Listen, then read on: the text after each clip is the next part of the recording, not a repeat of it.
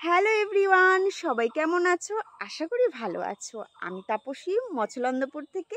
আমিও খুব ভালো আছি তোমাদের আশীর্বাদে আর ভগবানের আশীর্বাদে। তো আজকে এসেছি মাঠে। তো চলো তোমাদের একটা ছোট্ট ব্লগ আজকে আমি ব্লগ করছি, তোমরা সাথে থেকো। এটা কি ফুল বলো দেখি তোমরা? এটা কি ফুল? এই দেখো, পুরো কাছ থেকে দেখাচ্ছি। এটা কি ফুল তোমরা বলবে? কমেন্ট করে বলবে এটা কি ফুল। আর এর ভেতরে আছে দানা। ভেবেছিলাম তুলবো, কিন্তু আর তোলার সময় হয়নি, পুরো দানাগুলো পেকে গেছে।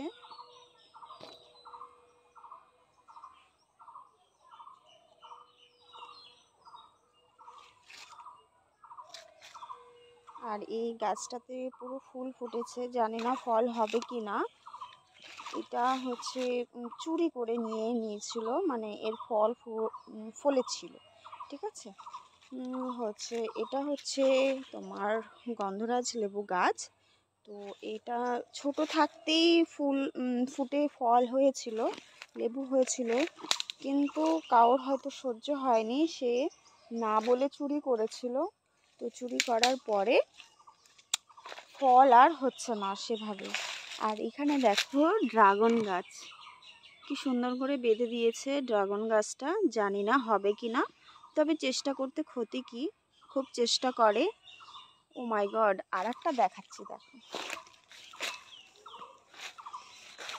এই দেখো কি সুন্দর ফুল ফুটেছে, একটা জবা ফুল। এটা আমি লাগিয়েছিলাম। ভেবেছি বাড়িতে তো লাগিয়েছি, তো ভাবলাম মাঠেও একটা গাছ লাগাই, জবা ফুল গাছ।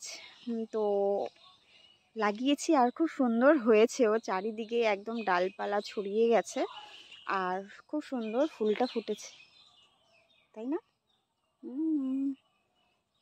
তুলে নিয়ে যাব, পুজো দেব।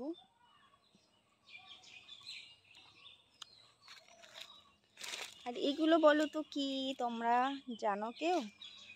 এটা হচ্ছে কলই শাক। এই দেখো সিম হয়েছে, কলই শাকের সিম।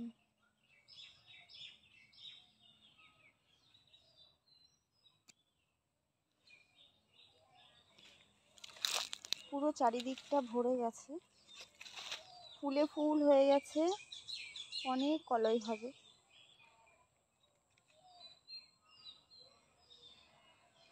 পুরো ফুল ফুল, চারিদিকে ফুল। এগুলো সিম, এগুলো খেতে হয়। হ্যাঁ, এই যে এগুলো মটরশুঁটি নয়, এগুলো কলই, কলই সিম।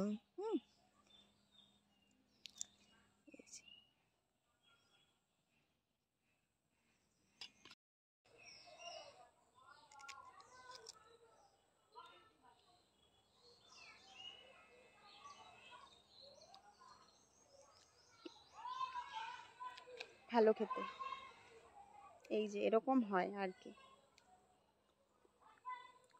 এগুলো আমরা সিদ্ধ করে খাই, এগুলো বেটে কলা পাতায়ও খাওয়া যায়।